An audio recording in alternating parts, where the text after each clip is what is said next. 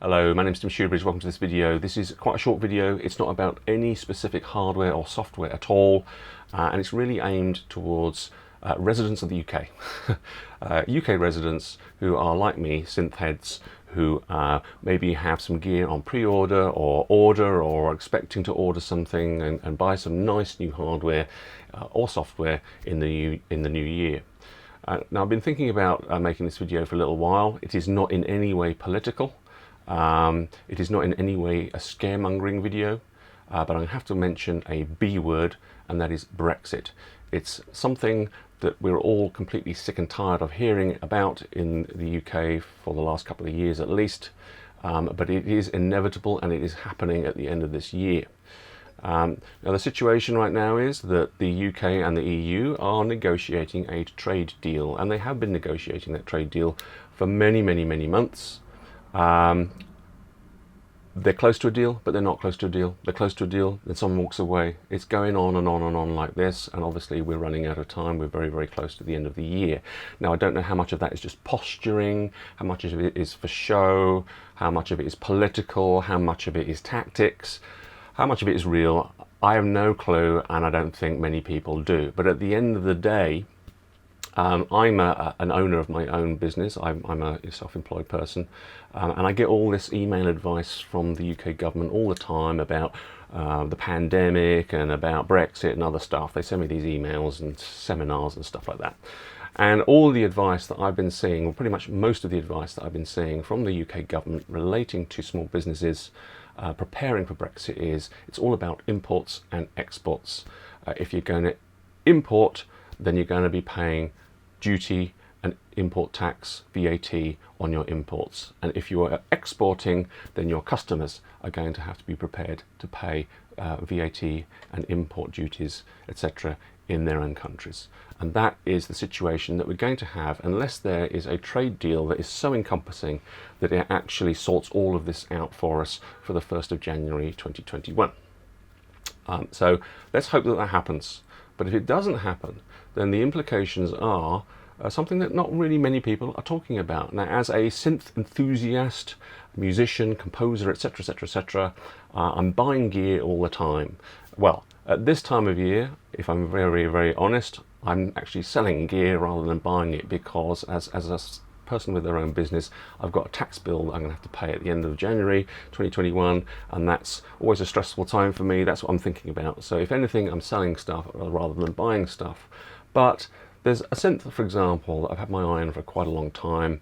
I haven't put a pre-order in for it yet because I thought, I'll do it next year. And the synth that I'm talking about is the Behringer 2600. I'm very interested in owning that synth and playing that synth. And I thought, well, it looks like people aren't going to get delivery of it until maybe January, February, or even later next year anyway. I'll leave it till early next year and put in an order then. Well, hang on a minute. If there is no trade deal and the UK leaves the EU on the 31st of December, and on the 1st of January we start having to pay tax on our imports, then something is going to happen. So I just want to show you on my screen here, Google search, looking at the Behringer 2600, and here's the shopping section. There are only 3 hits for it specifically here. I can see. Now, if you are resident in the UK, you will know very well these names. They're a bit like Sweetwater in the US. We've got Gear for Music and Andertons. They're very big in the UK, retailers of all the gear you might ever like. I buy from both of them. They're both brilliant. I would highly recommend them both. So there they are. They're both taking in pre-orders for the 2600. And here also is Thomann UK. They brand themselves as Thomann UK, but they are Thomann in Germany. They're a big retailer in Germany. They've done a very good job at marketing themselves for UK customers. They've got a UK branded website. Everything's in UK pounds. And I've bought an awful lot of stuff from Thomann over the last 12 months, particularly Behringer gear, because they seem to get to the front of the queue when it comes to receiving new gear from Behringer. So that is a reason why I would be tempted here right now. If I'm going to put in a pre-order with one of these 3, I might well put it in with Thomann they might well get me my 2600 faster than these two guys. Who knows? It's possible. However, in a situation where I'm paying now for something I'm going to receive next year, you really have to think very carefully about where that thing is going to get shipped from. So obviously Gear for Music and Andertons, they're UK companies, they have UK warehousing. Whenever I receive anything from them, it's coming from a UK warehouse. When I buy anything from Thomann UK, it's arriving via DHL, it comes from Germany.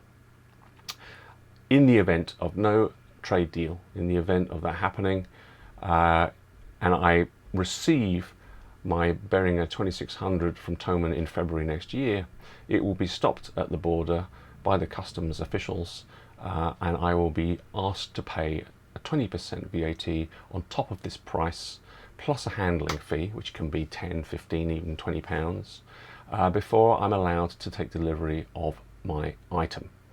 That will not be the case with these two.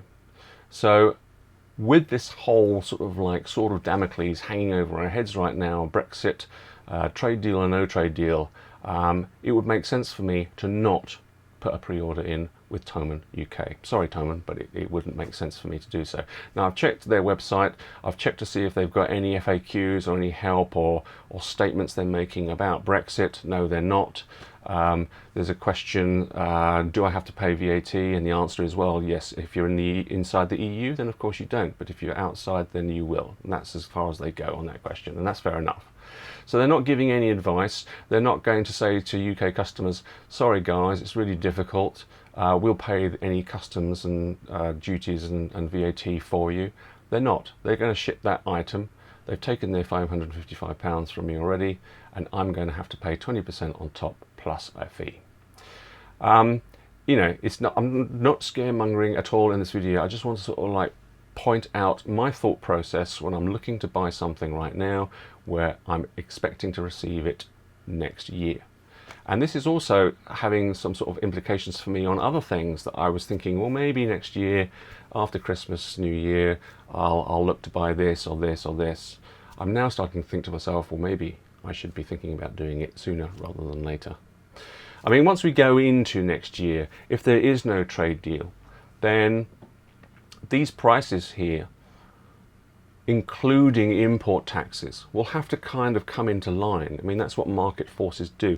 If I were to, for example, go to a Sweetwater website directly and buy something from the United States, the price in UK pounds would be much, much cheaper than anything I could get here. But of course it's cheaper, because by the time it's shipped to me, and that shipping costs a lot of money, and then it arrives, and then I have to pay tax on top, that cheapness is eroded, and actually there really isn't much difference. There might be a small difference, but it's mostly eroded, and that's what happens, you know, in a free market economy. So if there is no trade deal and we carry on into next year without one, then these prices are going to have to normalise. Either Thomann are going to start discounting the cost of their 2600s so that when we add 20% tax on top, it's still competitive for a UK customer to buy it compared to these prices. Or conversely, Gear for Music and Andertons might feel within their rights perfectly to increase the price of their 2600s, because at the end of the day they can do that quite comfortably and still end up being cheaper than buying it from an EU retailer. So, you know, as we go into 2021, these prices will sort of normalise when you take into consideration import tax and VAT. But for the time being, they're all identical. So you could say, well, this is a good opportunity right now to buy something at that price and know that you're going to receive it at that price if you buy from a UK retailer. That's not the advice I'm giving you. I'm giving you just my thoughts on the situation that we find ourselves in with not that many weeks to go until the end of the year. So that's really all I wanted to say in this video. I haven't got any hard and fast answers for you. No one knows what's going to happen at the end of this year. I don't want to give you any specific advice either. It's really up to you as an individual as to what you do. I'm just giving you my thoughts about one piece of equipment here that I'm looking at purchasing, and the timing relating to Brexit. It's all a little bit complicated. So that's it. That's all I wanted to say in this video. As always, thank you very, very much for watching.